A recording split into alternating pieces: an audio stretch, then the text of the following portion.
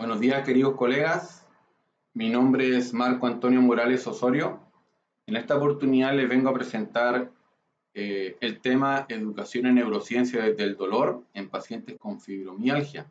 Mi perfil académico: soy licenciado en rehabilitación de la Universidad de Tarapacá de Chile, especialista en rehabilitación del adulto mayor en la comunidad de la Universidad Católica del Maule de Chile. Soy especialista en educación, magíster en educación de la Universidad del Norte de Colombia, y soy magíster en terapia manual ortopédica de la Universidad Andrés Bello. También tengo un doctorado en educación de la Universidad de Las Peronas de Perú y actualmente me encuentro realizando un doctorado en neurociencias cognitivas aplicadas en la Universidad de la Costa.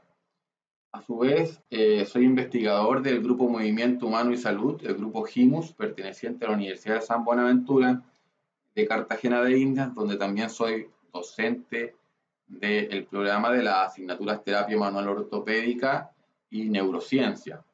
También me desarrollo como fisioterapeuta en la parte asistencial, en la parte clínica, con atención de pacientes con disfunciones musculoesqueléticas, especialmente columna cervical, lumbar, disfunción de temporomandibular y dolor crónico en general. A su vez, soy presidente y fundador de la Asociación Científica Colombiana de Terapia Manual Manipulativa Ortopédica, TMO Colombia, la cual es el grupo de interés registrado ante la Federación Internacional de Terapia Manual Ortopédica (AIFON) y la Confederación Mundial de Fisioterapia, la WSPT. Un poco de mi historia: yo nací en Chile, en la ciudad de La Calera. La ciudad de La Calera es una ciudad pequeña que se encuentra ubicada entre Santiago y Valparaíso. Es una ciudad de 50.000 habitantes aproximadamente, y su forma particular de recibir a todos los visitantes es en su cerro, en su montaña, presenta un letrero gigante que dice "Bienvenido a La Calera". Desde el 2010 llegué a vivir a la ciudad de Barranquilla, y el 2011 fui llamado por la Universidad de San Buenaventura para hacerme cargo como director de la carrera o del programa de fisioterapia en la Universidad de San Buenaventura en Cartagena. Cartagena es una ciudad muy hermosa. Cartagena es la tercera ciudad más turística de Latinoamérica y es la primera ciudad turística del país. Por ende, todos están invitados a poder venir y conocer las bondades y las bellezas de la ciudad de Cartagena. Voy a hablar un poco sobre la parte central de lo que es el título de la conferencia, lo que es la educación en neurociencia del dolor, que por sus siglas en inglés se ha consensuado llamarla PNE, Pain Neuroscience Education, y esta consiste en sesiones educativas específicas que describen la neurobiología y la neurofisiología subyacente al dolor y cómo este dolor se procesa en el sistema nervioso central. Esta aproximación intenta resignificar y reconceptualizar el problema mediante la adquisición de conocimientos por parte del paciente sobre su dolor. A su vez, la PNE se fundamenta en la información utilizada en la educación del paciente y es apoyada por años de conocimiento de anatomía, biomecánica, neurobiología, la neurofisiología, la cinesiología, la ética, la neurociencia, como otras ramas y otros tipos de disciplinas específicas de la profesión, así como la experiencia clínica del fisioterapeuta. La PNE nace de los conceptos básicos y fundamentales de la terapia cognitivo-conductual, y de ahí ha ido evolucionando y avanzando desde Louis Gifford para tener un mejor acercamiento los fisioterapeutas con el dolor crónico, el cual se ha fundamentado durante estos 30 años con los últimos avances científicos que se han conseguido, especialmente desde la fisioterapia. Actualmente nos encontramos desarrollando diferentes cursos sobre PNE a través del Instituto de Neurociencia del Dolor. En México estaremos en Costa Rica, en Venezuela, acá en Colombia, Ecuador, Perú y Chile. Para partir la conferencia, quiero hacer notar que si nos hacemos una búsqueda en alguna base de datos sobre información que existe sobre educación en neurociencia y la fibromialgia encontraremos muy poca información. Una de ellas, quiero destacar, es el artículo que se realizó por el grupo de John Nigg, en la cual el objetivo fue examinar si la educación escrita sobre la neurociencia del dolor mejora las percepciones de la enfermedad, la catastrofización y el estado de la salud de los pacientes.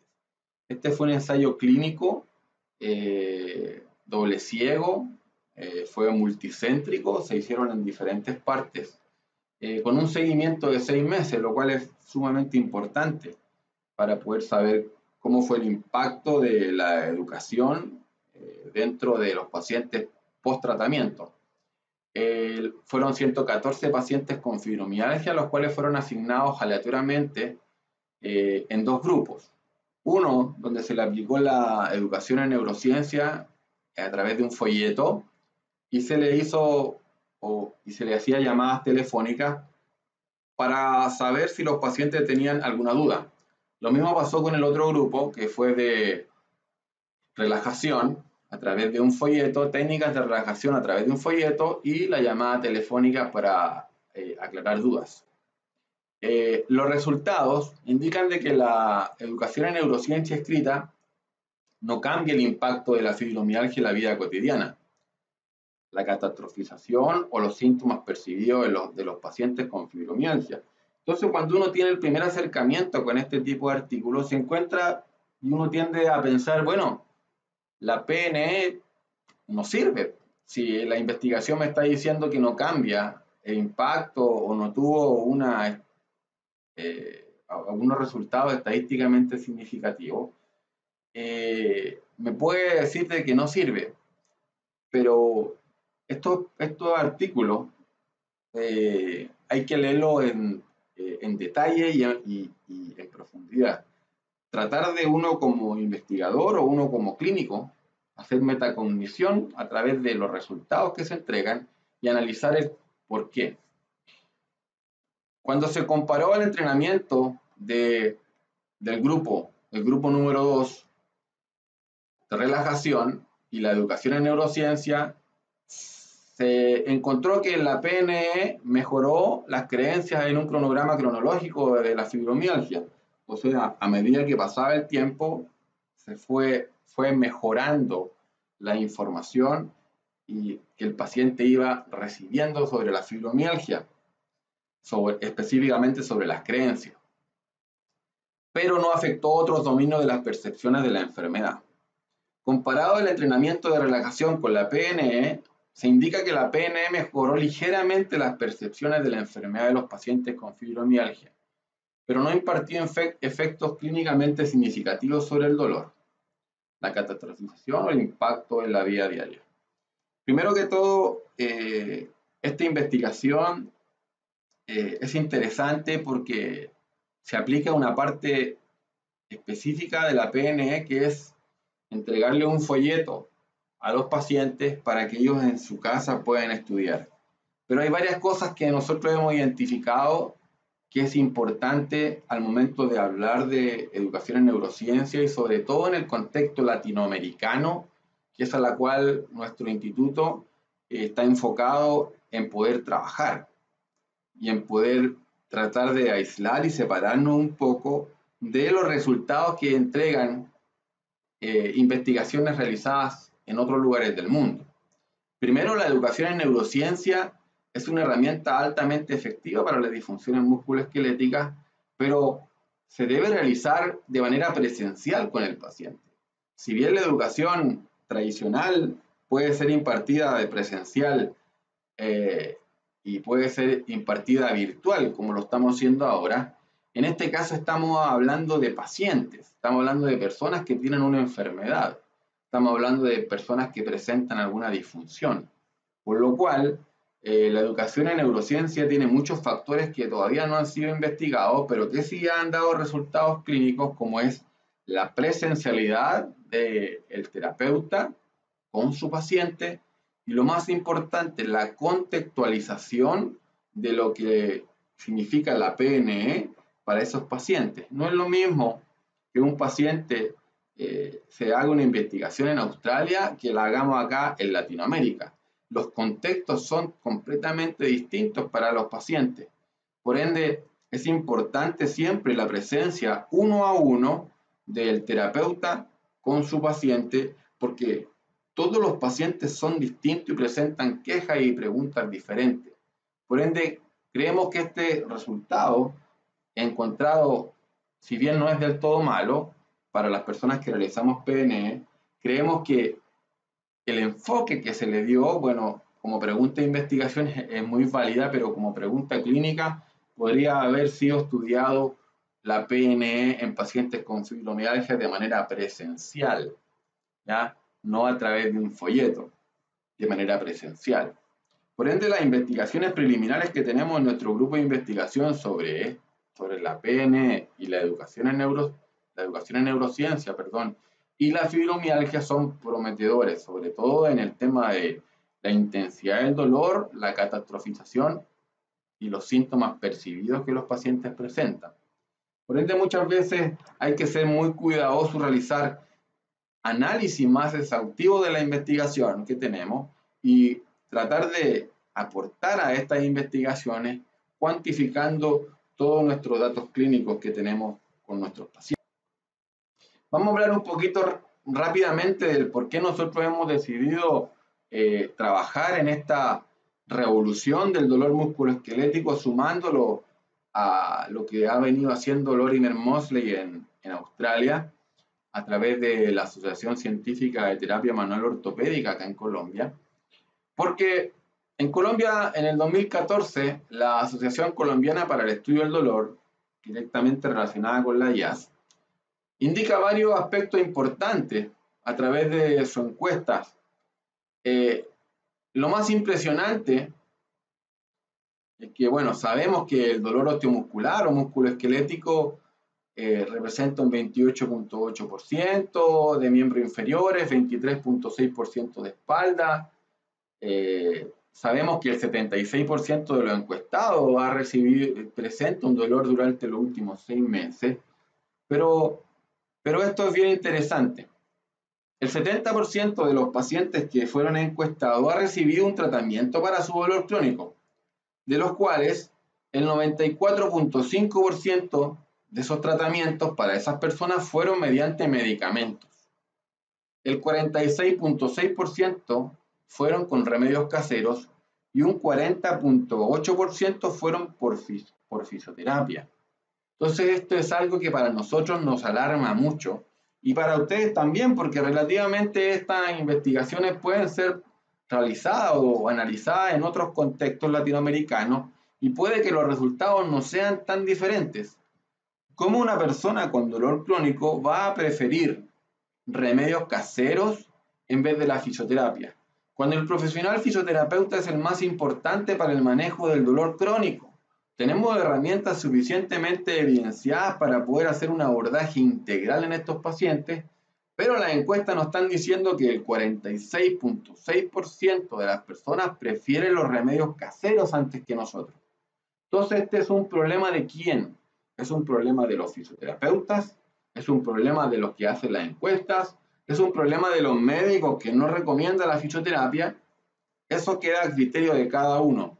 En lo particular, nosotros consideramos que el problema que las personas prefieran los remedios caseros en vez de la fisioterapia es un problema propio de la profesión, porque todavía seguimos utilizando herramientas desactualizadas en el manejo del dolor crónico en base a la temporalidad de este y no en base a las manifestaciones clínicas que el paciente nos presenta.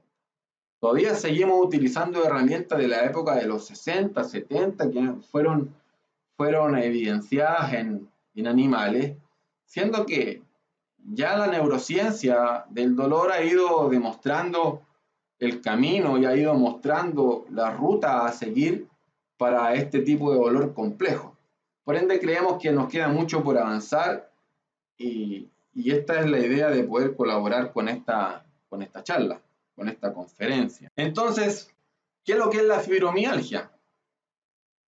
Las afecciones musculoesqueléticas y el dolor crónico presentan un problema creciente de salud pública en todo el mundo. Lo hemos dicho, esto se está viniendo fuertemente y tenemos que prestar atención. La Asociación Internacional para el Estudio del Dolor estima que el dolor crónico afecta aproximadamente al 20%, incluso algunas investigaciones hablan entre el 10 y el 55% de la población adulta en todo el mundo. Por ende, la fibromialgia es una enfermedad del sistema musculoesquelético, es una enfermedad compleja de dolor crónico, por ende es una enfermedad crónica no transmisible, caracterizada por dolor musculoesquelético difuso generalizado. Es una de las principales causas de dolor crónico generalizado. Representa una situación en la que la sensibilización central se mantiene por esta misma causa, que es el síntoma cardinal de la fibromialgia, y los puntos sensibles generalizando, por ejemplo, la hiperalgesia.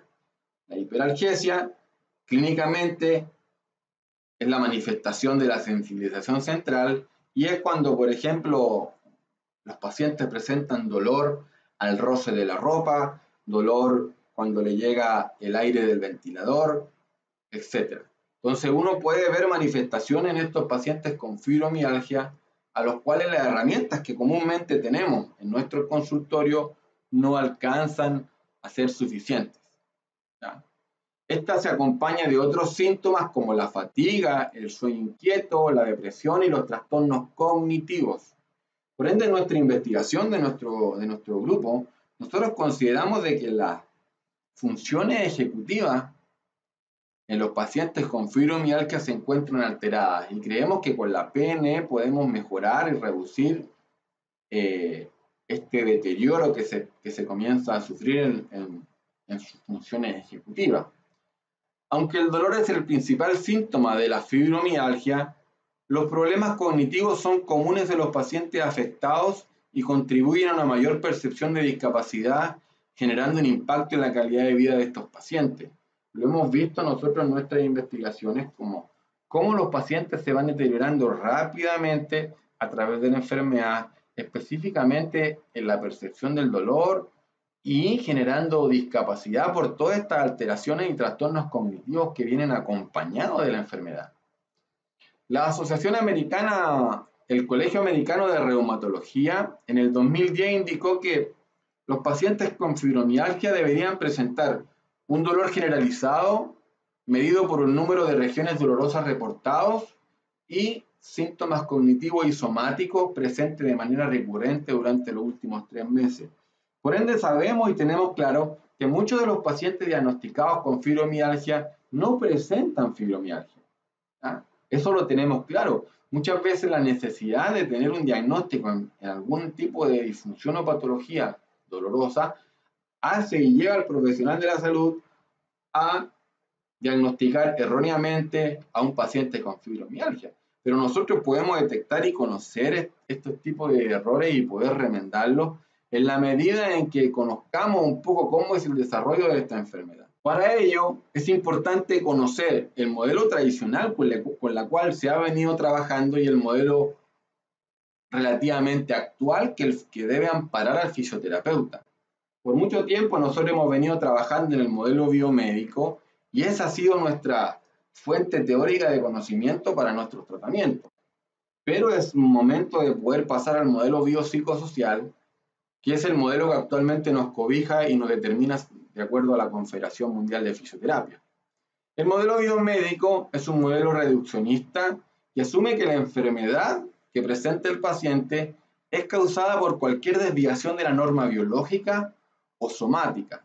Por ende, toda enfermedad debe ser causada por alguna alteración en la estructura o por algún fallo en la homeostasis del paciente. Ellos buscan encontrar la falla en la anatomía o en la biomecánica.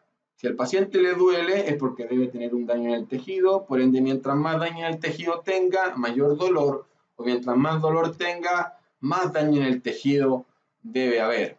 Creemos que este modelo biomédico para el concepto de dolor es absolutamente anticuado, pero por ejemplo, todos estamos vivos gracias a este modelo biomédico. Nadie hubiese sido seguiría vivo si no hubiese sido operado de apendicitis, por ejemplo.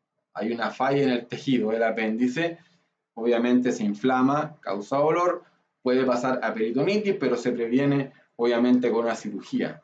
Pero en el modelo del dolor no funciona así, ¿ya? No funciona así. El modelo biopsicosocial examina lo biológico, lo psicológico, lo social y las comorbilidades, las creencias de la enfermedad a través de estrategias de afrontamiento, temor, depresión y empleo y preocupaciones únicas del paciente y puede proporcionar una mayor comprensión de lo que ha obstaculizado la recuperación. Por ende, el dolor no solamente debe ser definido como una falla en el tejido biológico o en la estructura, sino que hay muchos otros factores interesantes que uno debe valorar de la misma manera como valora la alteración de un tejido biológico que está causando el dolor. El modelo biopsicosocial es relativamente antiguo. Hablamos de un modelo que nació por George Engel en 1977. Este modelo nos ayuda, no hay duda en nuestra mente de que la transición de una patología estructural o modelo patoanatómico del dolor al modelo biopsicosocial del dolor fue verdaderamente revolucionario. Cuando el psiquiatra Engel indica de que no todos los pacientes que presentan dolor son por causa estructural, crea el modelo biopsicosocial, donde él indica de que el modelo biopsicosocial está compuesto por tres áreas: la parte biológica, la parte psicológica y la parte social. Por ende, muchas veces los fisioterapeutas nos enfocamos solamente en buscar la causa del dolor a través de una disfunción biológica. No quiere decir que cada una de las dimensiones que acá vemos son competencias de profesionales distintos. Lo social es competencia del sociólogo, lo psicológico es competencia del psicólogo y lo biológico es competencia de algún profesional de la salud. Como profesional de la salud debemos estar capacitados tanto en promoción y prevención de la enfermedad, por lo cual debemos conocer, saber y dominar todas las aristas que van a aquejar la salud de un paciente. Por ende, debemos saber claramente que lo biológico, lo psicológico y lo social no están desarticulados en nuestros pacientes. Siempre van a llegar de la mano y siempre va a haber uno u otro que prepondere y que haga analizar al colega, al profesional de la salud, en cuál es el que está predominando. Por ejemplo, dolores causados por una mayor información biológica, cargas excesivas, patologías tisulares, disfunciones del sistema de nociocepción, la nociocepción, inflamación, incluso factores genéticos pueden ser desencadenantes de pacientes con dolor de tipo crónico. De la parte psicológica, las creencias, los pensamientos, el conocimiento, las predicciones, los sentimientos y el comportamiento del paciente. Y lo social puede estar influyendo la familia, los amigos, los colegas, acceso al cuidado que puede estar limitado o excesivo, la comunidad, la cultura y la sociedad. Engel decía en su artículo del 77, decía: poder pensar en la enfermedad como una entidad separada del hombre y causada por una sustancia identificable, aparentemente es un gran atractivo para la mente humana. Para las personas es muy importante decir: a mí me duele por esta cosa, por una sola cosa, me duele por algo. No somos capaces de identificar las enfermedades como un contexto complejo en las cuales confabulan diferentes actores para poder darme una respuesta. Tal vez la persistencia de tales puntos de vista en la medicina refleje el funcionamiento de los procesos psicológicos para proteger al médico de las implicaciones emocionales del material con que él trata. Es una interesante reflexión que hacía Engel en el 77. Los pacientes, decía, sin duda, independientemente de su nivel de educación y su sofisticación, prefieren culpar a su enfermedad por algo. Ellos prefieren echarle la culpa a algo. A mí me duele porque me lesioné. Me duele porque me caí. Me duele porque tengo algo o porque debo tener algo. Persona familiar, debo tener algo que no me lo han encontrado. O debe ser tan malo que todavía no me lo encuentran. O debe ser tan malo que no me lo quieren decir. Siempre uno busca un culpable específico para lo que tiene. ¿Qué le sucedió? Y hoy pensar en la enfermedad como algo aparte, como mi enfermedad es separada de mí, por ende, la fibromialgia es la causante de lo que me está pasando. Por ende, voy a tratar a través de medicamentos la fibromialgia. Muchas investigaciones han tratado de categorizar de acuerdo a los síntomas y signos, pero creemos importante rescatar una categorización de los dolores musculoesqueléticos a través de los supuestos que existen en neurofisiología. Tenemos dolor nociceptivo, dolores neuropáticos periféricos y dolores central. No debemos utilizar categorías tan simplistas como dolor agudo y crónico en base al tiempo. Las manifestaciones clínicas de nuestros pacientes son los que nos deben indagar un poco sobre qué dolor va a presentar y qué estrategia terapéutica debe utilizar. Ellos decidieron cambiar el término de central, que se encuentra en la clasificación de sensibilización central, por el término dolor nocioplástico. ¿Ya? Quizás algunos lo han escuchado, quizás otros no, pero ellos quieren cambiar el término de sensibilización central por dolor nocioplástico. Bueno, ellos ya lo cambiaron. El tema es que debemos tratar de adaptarnos o no a esta nueva información. ¿Qué es lo que es el dolor nocioplástico? Él se define como un dolor que surge de una nociocepción alterada, a pesar de que no hay evidencia clara de daño tisular real o amenazado que cause la activación de nocioceptores periféricos o evidencia de enfermedad o lesión del sistema somatosensorial que cause el dolor.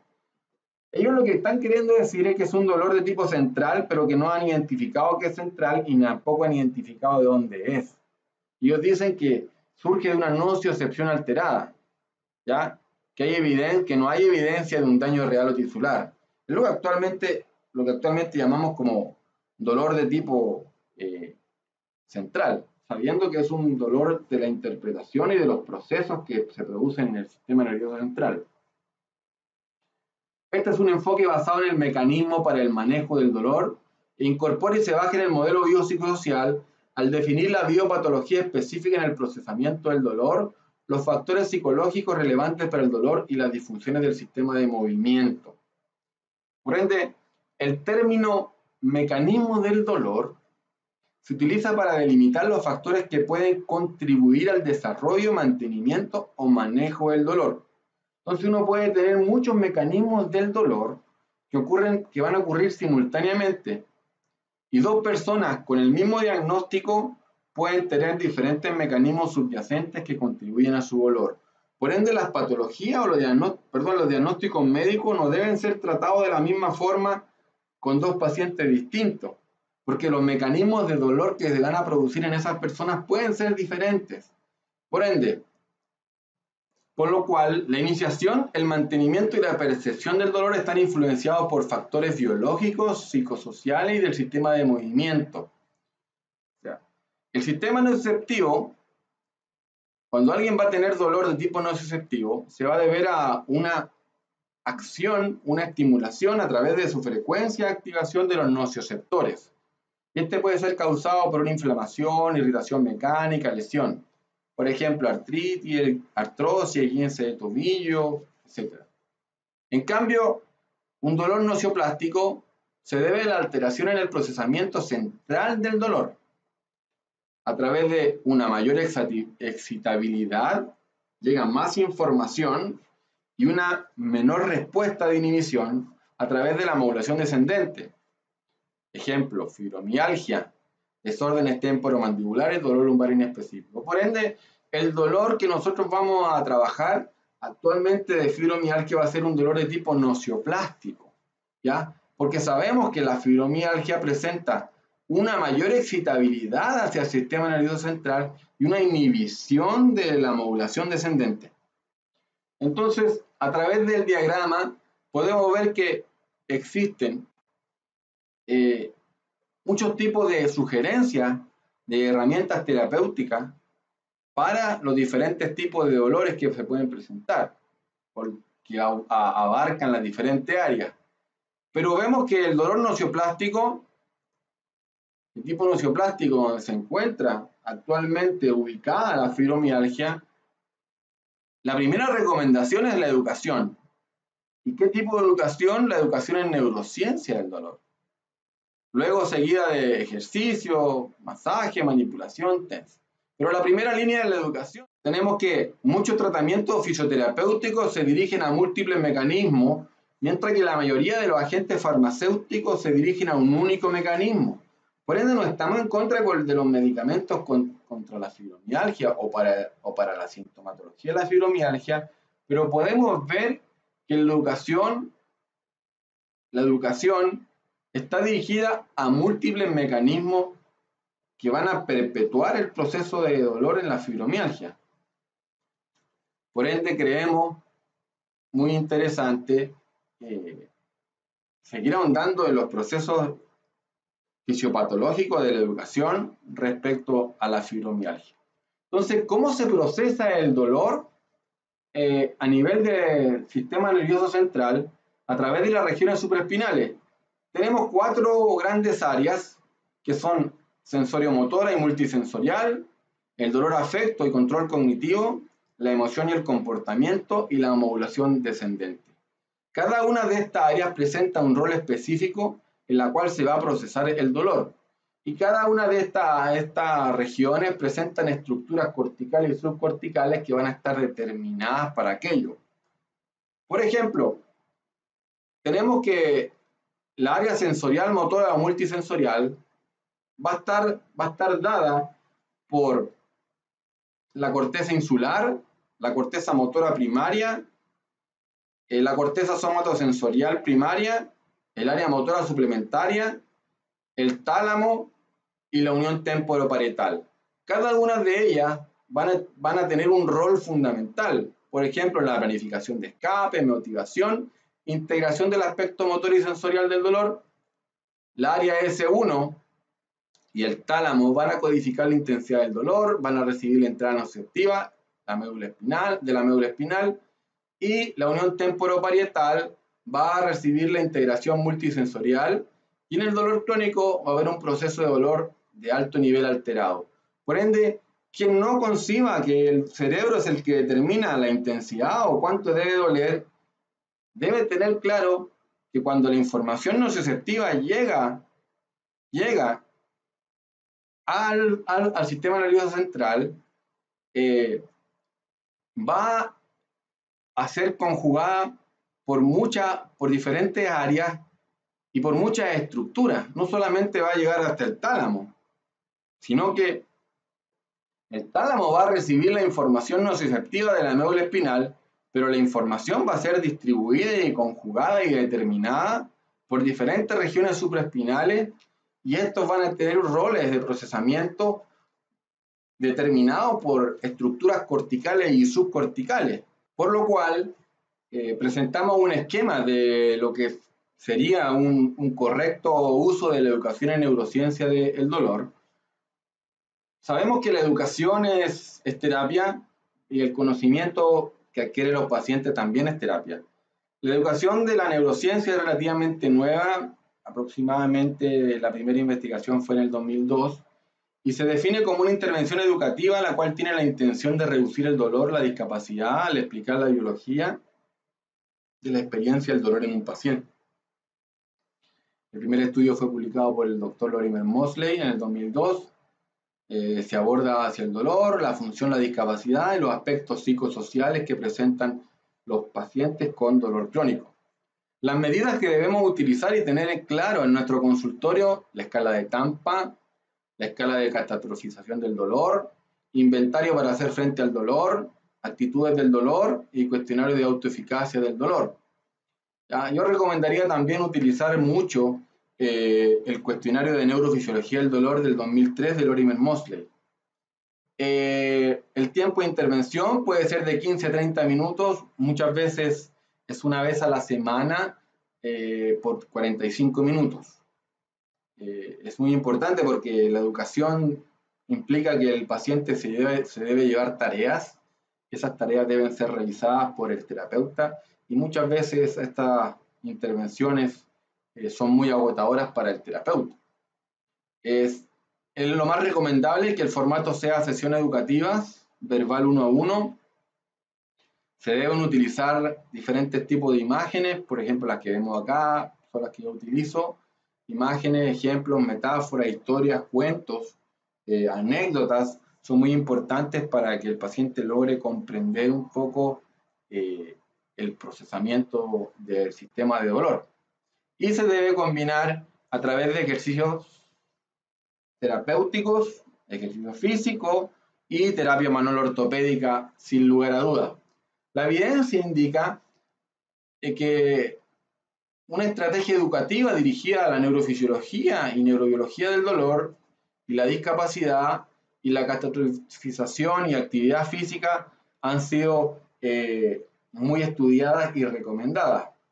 Educar a la gente en el dolor y acerca de su dolor puede ser un enfoque más ventajoso que la educación biomédica tradicional. Por ejemplo, tenemos la educación biomédica tradicional, es muy enfocada en la estructura, es muy estructuralista, enseñarle al paciente un poco dónde está su hernia, las vértebras, las regiones, o la escuela de espalda, de back school. No tiene muy buenos resultados en pacientes con dolor crónico pre y post cirugía. ¿Qué contenidos se deben entregar dentro de las sesiones de educación en neurociencia? Bueno, eso es criterio de cada profesional de acuerdo a los conocimientos o herramientas que presentan. Nosotros aquí presentamos algunos de los autores o textos más interesantes. Tenemos la primera y la segunda edición de la Pine Neuroscience Education de Adrián Lowe y Luis Puente Dura. Tenemos los libros Explicando el Dolor del 2003, tenemos el Explicando el Dolor súper recargado del 2017 y Explicando el Dolor del Protectómetro del 2013 o 2012, también de Moseley y Butler, que son herramientas fantásticas para tener un abordaje sobre este tema. Tenemos el libro de John Nick del grupo Pine in Motion de Bélgica, de sensibilización central, y actualmente el área médica con el neurólogo Jordi Montero también ha venido un poco escribiendo sobre la importancia, incluso citando a muchos de nuestros investigadores, y sacó un libro recientemente publicado llamado Permiso para quejarse, lo cual encontramos muchos de los aspectos que nosotros utilizamos en educación en neurociencia. Ya para finalizar, voy a presentar alguna fotografía con las personas con las cuales me he formado en este tema. Tenemos una fotografía con Luis Puente Dura. Acá tenemos la fotografía con Joe Nick de Bélgica. Luis Puente Dura trabaja con Adrián Lowe. Ellos son de Estados Unidos. Acá tenemos la fotografía con Lorimer Moseley, uno de los expositores y neurocientíficos más importantes del mundo en el conocimiento del dolor. Esta fotografía fue en Chile y esta fotografía fue en el Congreso Mundial de Terapia Manual Ortopédica en Escocia, en Glasgow, en el 2015. Para las personas interesadas en conocer un poco más sobre la educación en neurociencia del dolor, aquí están los datos para poder realizar y llegar hasta donde usted esté y poder hacer algún curso específico sobre este tema. Son cursos de 2 días. Próximamente, cuando sea transmitida esta información, ya habremos hecho un curso en Monterrey, México. También tendremos curso en Costa Rica, tendremos curso en Ecuador, tendremos curso en Colombia, esperamos estar en Perú y tenemos cursos confirmados en Chile. Muchísimas gracias. Dejo mis datos personales para las personas que les interese la información que entregué, y muchas gracias por haberme escuchado en este tiempo.